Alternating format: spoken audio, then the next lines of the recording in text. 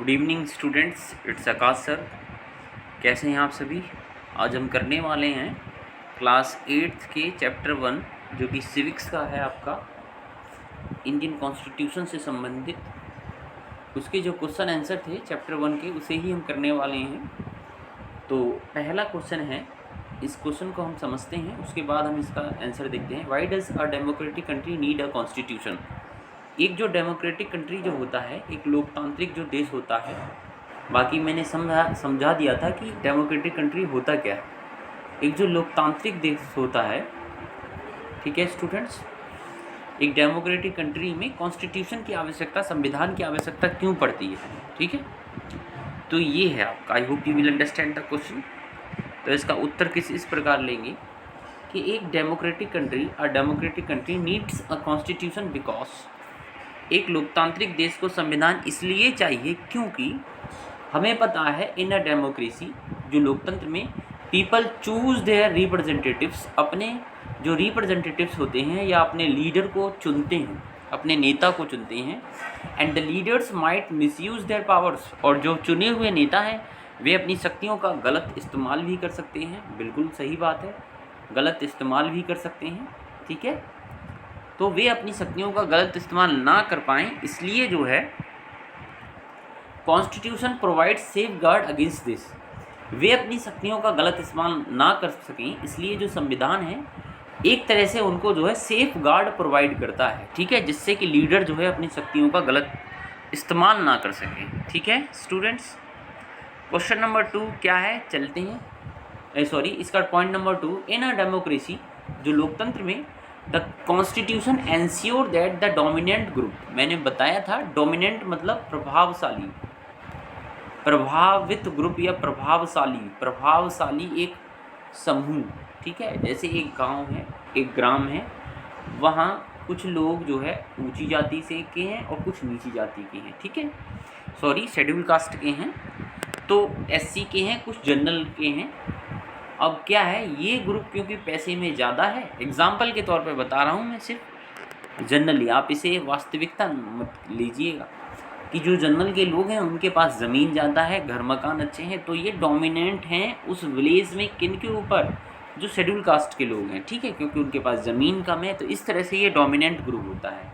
जैसे एक स्कूल में नंबर ऑफ़ स्टूडेंट्स में बॉयज़ की संख्या जो है ज़्यादा है कंपेयर टू गर्ल्स की संख्या में, तो बॉयज़ डोमिनेंट है, ठीक है। तो यही होता है इन अ डेमोक्रेसी, एक लोकतंत्र में the constitution ensures that the dominant group does not use the power against the less powerful group. लोकतंत्र में जो संविधान जो है अपनी शक्तियों का इस्तेमाल जो है, जो कम शक्ति वाले हैं बेचारे, जो कमज़ोर हैं, उनके खिलाफ जो है जो ज़्यादा शक्ति वाले लोग जो है अपनी शक्तियों का पावर इस्तेमाल नहीं कर सकते, क्योंकि देश में संविधान है, कॉन्स्टिट्यूशन है। अगला है, the constitution guarantees fundamental rights. संविधान जो है मौलिक अधिकारों की जो है गारंटी देता है। प्रत्येक नागरिक के अपने मौलिक अधिकार हैं, फंडामेंटल राइट्स हैं। सब जानते हैं जो मौलिक अधिकार हैं वो व्यक्तियों के मूलभूत अधिकार होते हैं, फंडामेंटल राइट्स होते हैं मौलिक अधिकार। यानी जैसे मैं बोलूँ स्वतंत्रता का अधिकार, राइट टू फ्रीडम, तो प्रत्येक व्यक्ति को जो है स्वतंत्रता का अधिकार है, ठीक है, राइट टू फ्रीडम है। मैं बोलूँ राइट टू इक्वेलिटी, ठीक है, समानता का अधिकार, right to equality under the article 15 of Indian constitution, ठीक है। मैं बोलूँ राइट अगेंस्ट द एक्सप्लॉयटेशन, शोषण के विरुद्ध अधिकार, राइट अगेंस्ट द एक्सप्लॉयटेशन, शोषण के विरुद्ध अधिकार अंडर द आर्टिकल 23 to 24, भारतीय संविधान के अनुच्छेद 23 से लेकर 24 में शोषण के विरुद्ध अधिकार दिए गए हैं, ठीक है स्टूडेंट्स। तो ये सारे आपके फंडामेंटल राइट्स हैं। तो जो कॉन्स्टिट्यूशन होता है गारंटी देता है कि जो आपके फंडामेंटल राइट्स हैं, जैसे राइट टू लिव, आपके जीवन जीने का अधिकार जो है, to the citizens for the social, economic and political welfare, ठीक है, किस रूप में, जिससे कि समाज का सामाजिक रूप से विकास हो सके लोगों का, और आर्थिक रूप से विकास हो सके लोगों का, यानी लोग अपना धन सृजन कर सकें, एंड पॉलिटिकल वेलफेयर, और राजनीतिक रूप से लोगों का विकास हो सके। I hope you will understand the question number 1। Let's move to the question number 2। मैं क्वेश्चन नंबर 2 नहीं करवा रहा हूँ, क्वेश्चन नंबर 3 करवा रहा हूँ स्टूडेंट्स, ठीक है।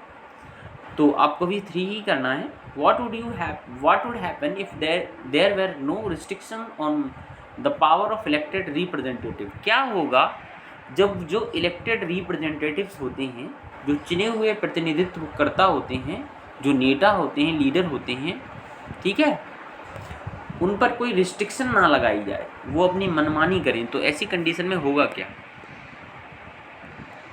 तो क्या होगा देख लेते हैं।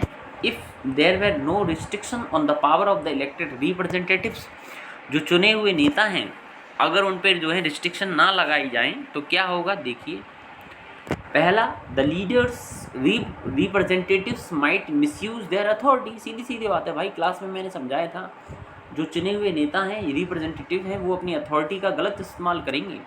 अगला क्या होगा, this misuse of authority can result in the gross injustice. इसके थ्रू होगा क्या, जब वे अपनी अथॉरिटी का गलत इस्तेमाल करेंगे तो इनजस्टिस आएगा, है ना, यानी जस्टिस नहीं होगा, एंड मिसमैनेजमेंट भी होगा, ठीक है, न्याय नहीं होगा, अन्याय होगा, और मिसमैनेजमेंट होगा, एक तरह से क्रियाओं का ठीक से क्रियान्वयन नहीं होगा, ठीक है। Let's move to the question number 4। ये आप लोग अपने आप भी कर सकते हो, बहुत ईजी क्वेश्चन है। क्वेश्चन नंबर 4, क्या कह रहा है विद्यार्थियों, in each of the following situation, जो निम्नलिखित प्रकार की आपको सिचुएशन दी गई है, आप अपने आप से आंसर दीजिए। बहुत ही इंपॉर्टेंट, बहुत ही सरल क्वेश्चन है। आइडेंटिफाई द माइनॉरिटी, आपको छांटना है कि जो कम संख्या में लोग कौन है। माइनॉरिटी मतलब जो कम हो, ठीक है। Write one reason why you think it is important to respect the views of the minority. ये भी बताइए, जो माइनॉरिटीज़ होते हैं, जो कम संख्या में लोग होते हैं, उनके जो व्यूज़ होते हैं, उनके जो विचार होते हैं, उनकी क्यों हमें सम्मान करना चाहिए, उनके विचारों का। In each of this situation, तो पहली सिचुएशन मैं आपके लिए दे रहा हूँ और उत्तर आप लोग दीजिएगा बुक लेके। बड़ी ही सरल सा क्वेश्चन है। इन ए स्कूल, एक स्कूल है, सपोज कर लो हमारा ही स्कूल है, जिसमें 30 टीचर हैं हमारी क्लास में, क्लास 8th में 30 टीचर हैं, ठीक है।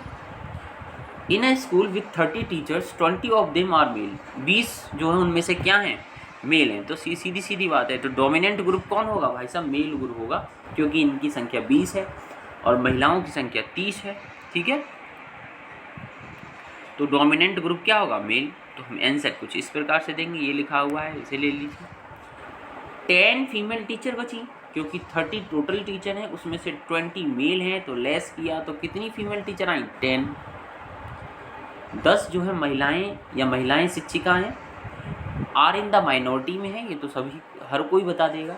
It is important to respect the views of female, महिलाओं के विचारों की सम्मान करना आवश्यक है। Teachers show that the male teachers do not use their power against them, जिससे कि जो पुरुष जो शिक्षक हैं अपनी पावर का यूज़ ना कर पाएँ उनके खिलाफ, ठीक है। अगला है B point, in a city 5%, B question जो कह रहा है, एक शहर में 5% पॉपुलेशन आर बुद्धिस्ट, टोटल जनसंख्या का 5% जो है बुद्धिस्ट हैं, तो बुद्धिस्ट जो है माइनॉरिटी में है। जो बुद्ध धर्म को मानने वाले लोग हैं माइनॉरिटी में, क्योंकि टोटल 100 का वो जो है 5% है, ठीक है। तो 100 का 5% आप निकाल लो, कितना होगा, 100 × 5/100 बराबर 5, ठीक है। तो इसका मतलब 5% of this are in minority. तो टोटल अगर मैं 100 मान लूँ, तो 100 में से 5 लोग जो है बुद्ध धर्म को मानने वाले हैं, तो वे माइनॉरिटी में है। It is important to respect the views of the Buddhist so that they will not be dominated by the community in the majority. Buddhist लोगों के विचारों को जो है उनको सम्मान देना चाहिए, जिससे कि क्या ना होना चाहिए, that they will not be dominated, जिससे कि उनके ऊपर प्रभाव ना पड़े, bye the community in majority, जो कम्युनिटी मेजोरिटी में है, ठीक है, बहुसंख्या में है, उसका प्रभाव उनके ऊपर ना पड़े। सी पॉइंट ले लेते हैं विद्यार्थियों, my dear students. In a factory, एक फैक्ट्री में मैस है for all employees 80% are vegetarian, 80% जो है वेजिटेरियन यानी शाकाहारी लोग हैं। तो 20% कौन, नॉन वेजिटेरियन हो गए। 20% ऑफ नॉन वेजिटेरियन ये माइनॉरिटी में हो गई। Employees are in minority, minority में है। Their views should be respected, इसलिए जो नॉन वेजिटेरियन जो 20% हैं, क्योंकि वे माइनॉरिटी में हैं, कम संख्या में, इसलिए उनके जो व्यूज़ हैं उनका भी सम्मान करना चाहिए, ठीक है। ऐसा नहीं है कि वे नॉन वेज खा रहे हैं तो उनका सम्मान ना करोगे। As eating non vegetarian food is their personal choice, कोई व्यक्ति क्या खाता है क्या नहीं खाता है, किसको मानता है किसको नहीं मानता है, ठीक है, ये उसके अपने क्या है, पर्सनल चॉइस है, ये उसकी पर्सनल चॉइस है। आप सभी पे अपनी चॉइस मत थोपिए, ठीक है। ये एक आंसर है इसका। इसलिए जो अमेरिका हैं और जो ब्रिटेन है वो देश इसलिए आगे हैं क्योंकि वहाँ जो है किसी जो मेजोरिटी में जो लोग हैं उनके जो है विचार थोपे नहीं जाते जो माइनॉरिटी में है, ठीक है। लोगों की अपनी प्राइवेसी है, अपनी अलग चॉइस है, उसे मानना चाहिए, ठीक है। डी क्वेश्चन ये कह रहा है, इन अ क्लास 50 स्टूडेंट्स, एक क्लास में 50 विद्यार्थी हैं, 40 जो बच्चे हैं belong more well of families, 40 जो बच्चे हैं अच्छी फैमिली से बिलोंग करते हैं, तो इसका भी आप बता दीजिए। 50 में से बाकी बचे 10 students belong to poor family, गरीब फैमिली से संबंधित हैं, आर इन माइनॉरिटी में है, ठीक है, जो तो वो माइनॉरिटी में होंगे।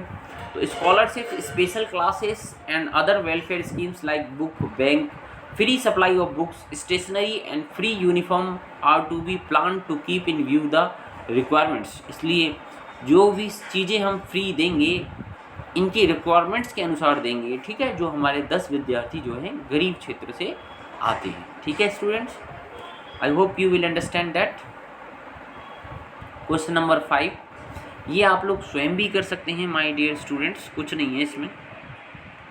क्वेश्चन नंबर 5 बड़ा ही इजी क्वेश्चन है, स्वयं भी कर सकते हो। Listed below are the key feature of the Indian constitution के कुछ की फीचर दिखाए गए हैं। Write 2 sentence in your own word, आपको 2 सेंटेंस अपने वर्ड में लिखनी है on why you think this feature is important key of, कि आपको ये भी बताना है कि ये जो विशेषताएं हैं ये संविधान की क्यों इतनी इंपॉर्टेंट विशेषताएं हैं। तो मैं पॉइंट दे रहा हूँ, पहला पॉइंट है फेडरलिज्म, लेवल ऑफ गवर्नमेंट, आपको पता है फेडरलिज्म क्या होता है, it is a level of government. Separation of power, आज ही पढ़ा है, शक्तियों का बंटवारा। फंडामेंटल राइट्स, मौलिक अधिकार, आर्टिकल कहाँ से दिए गए हैं, आर्टिकल 14 से लेकर आज आपके आर्टिकल कहाँ तक हैं, आर्टिकल 32 या 36 तक वैसे रखते हैं हम इसको, ठीक, 14 से 35 तक हैं आपके fundamental rights. Parliamentary form of government, सरकार का जो है संसदीय रूप, ठीक है। तो फेडरलिज्म देख लेते हैं। फेडरलिज्म आप जानते हो level of government means more than one level of government, इसका मतलब होता है एक से ज़्यादा लेवल गवर्नमेंट का, ठीक है।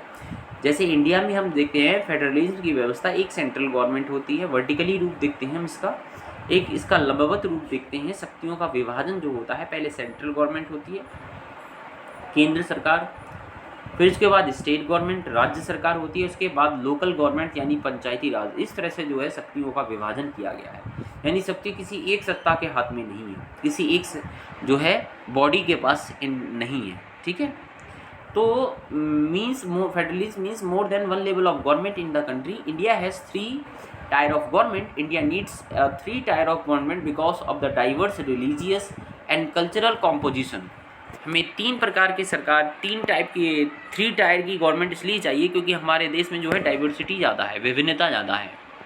एक ही देश में अलग अलग भाषाएं, अलग अलग धर्म को मानने वाले लोग रहते हैं और उनके कल्चर भी अलग हैं, ट्रेडिशन अलग हैं, ठीक है।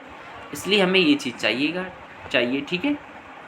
A government in the central alone could not effective for everyone, केवल अगर हम केंद्र सरकार ही बना दें तो वो पूरे देश के लिए इफेक्टिव नहीं होगी। तो फेडरलिज्म हो गया। आगे चलते हैं, सेपरेशन ऑफ पावर, ये वैसे तो आपकी बुक में लिखा हुआ है, 2 सेंटेंस आप लिख सकते हो। In order to prevent the misuse of power, शक्तियों का गलत इस्तेमाल ना कर सके कोई, इसलिए जो है शक्तियों को बांटा गया है, शक्तियों का बंटवारा किया गया है, सेपरेशन किया गया है, विभाजन किया गया है। बाय द इलेक्टेड रिप्रेजेंटेटिव, जो इलेक्टेड रिप्रेजेंटेटिव हैं वो शक्तियों का गलत इस्तेमाल ना कर सकें। तो constitution advocate separation of power, इसलिए कॉन्स्टिट्यूशन जो है एडवोकेट करता है, ठीक है। क्या एडवोकेट करता है कि जो शक्तियों का जो है विभाजन होना चाहिए, बंटवारा होना चाहिए प्रत्येक ब्रांच में गवर्नमेंट की, और जो प्रत्येक ब्रांच है, each branch of the government had it's power, उसकी अलग शक्ति होनी चाहिए। बाय द कॉन्स्टिट्यूशन, उस शक्ति को प्रदान करेगा संविधान। The constitution ensure that a balance of power is maintain between the legislature, executive and judiciary, ठीक है। तो मैंने ये भी बताया था शक्तियों का जो क्षैतिज विभाजन होता है वो लेजिस्लेचर, एग्जीक्यूटिव और जुडिशियरी में होता है, जिसमें मैंने बताया था लेजिस्लेचर को विधायिका कहते हैं, विधायिका, ठीक है। और विधायिका दो टाइप की होती है हमारे देश में, एक केंद्र की और एक राज्य की, एक सेंट्रल लेजिस्लेटिव असेंबली और एक स्टेट लेजिस्लेटिव असेंबली।